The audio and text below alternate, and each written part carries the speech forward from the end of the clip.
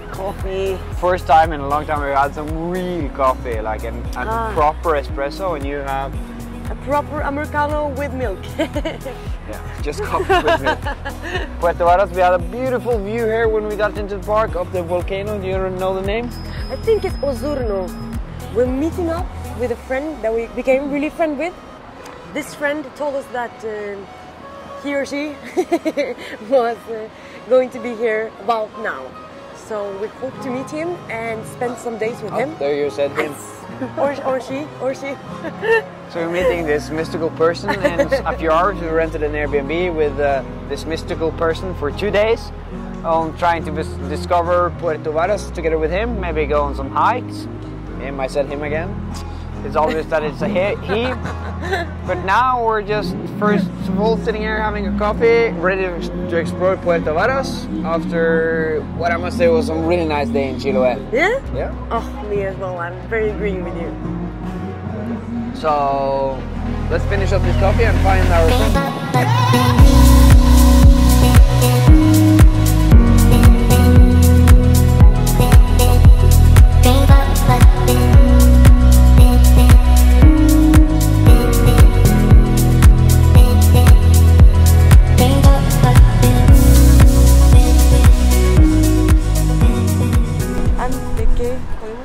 So we have rented an Airbnb with Mikael, but it seems to be in the middle of nowhere. So this guy is saying he's coming to pick us up.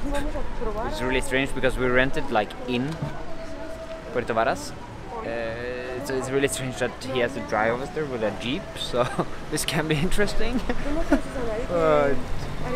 We'll see what happens. This is really strange. So the only way to get to the Airbnb is by car, even though it wasn't stated on Airbnb. So now we have to get a car because we can't rely on that dude who owns it by driving us up and down, because we need food and we need to be able to get down from there, because we don't want to spend the entire days just in the middle of nowhere. He still haven't told us where it is, which also is very strange. Now he's sending us some numbers to people who might be able to rent us a car, because we've tried 5 different spots here in Puerto Varas and there's no cars available yet. So this is turning out to be really interesting.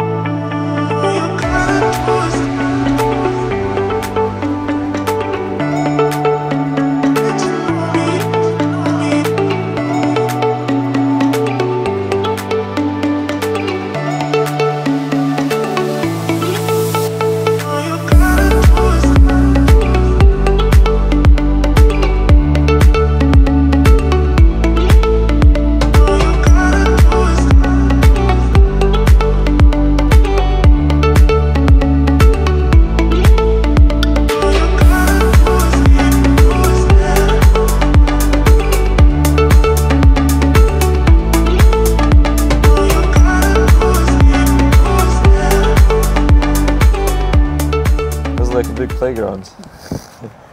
It was amazing. I've never run down a volcano You can do so much random shit at the volcano. You can climb things, run down things.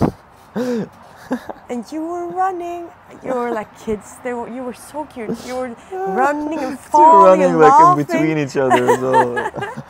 I'm flying out to Santiago tomorrow, 9:30 takeoff.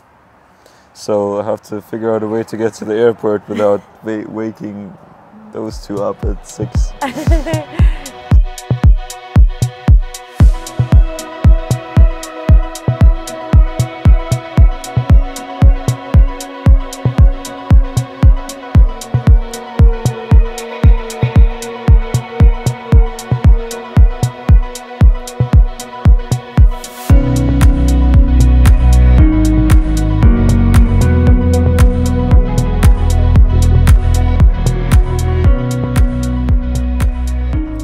Dropped off Mikael at the airport, drove straight to Frutillar.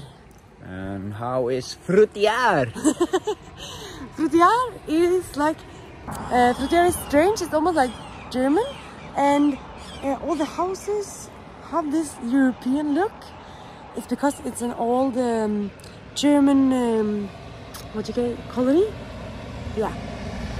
So a lot of German people lived here, and you can see the signs of that with both the houses and that they're selling Kuchen? Everywhere. Kuchen, Kuchen, Kuchen. If they have Kuchen. See. So now we'll just roll around in this town, explore it a bit, and then we'll probably go back to Puerto Varas, where we have booked a climbing hostel.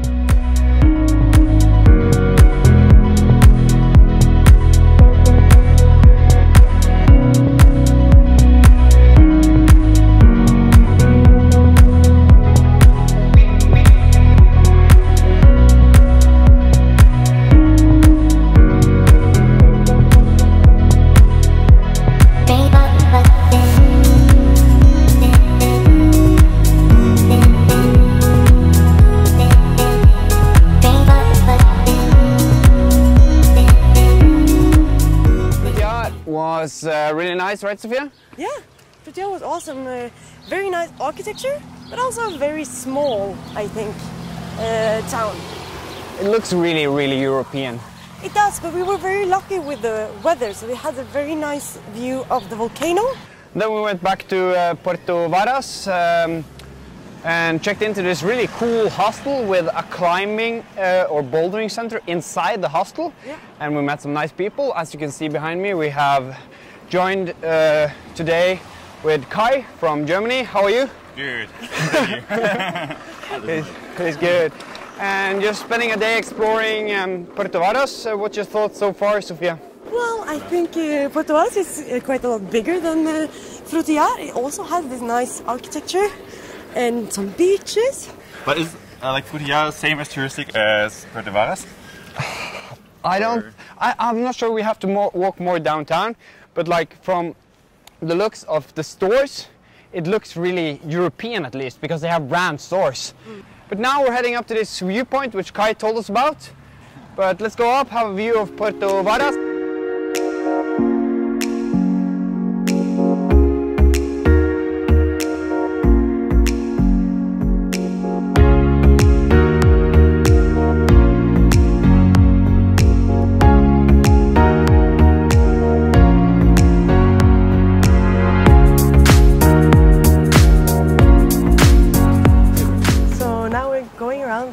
For the guy who owns this museum and has made it. I hope you might be downstairs here. Let's see. Pero pasó que vine a pasear, a caminar. Iba por la costanera. ¿Y esto? Pablo. Si no me llama, no lo veo. No. Nadie lo veía.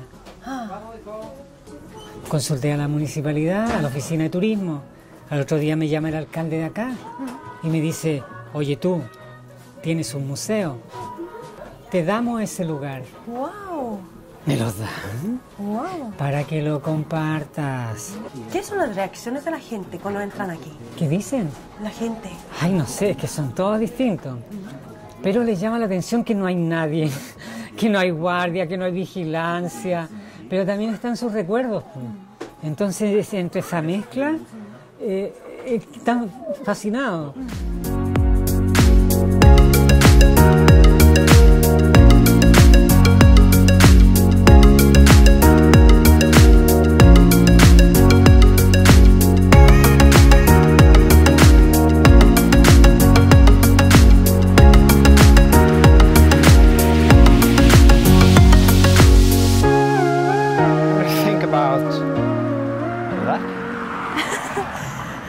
Well, we just found like amazing, like a house of dreams, I feel.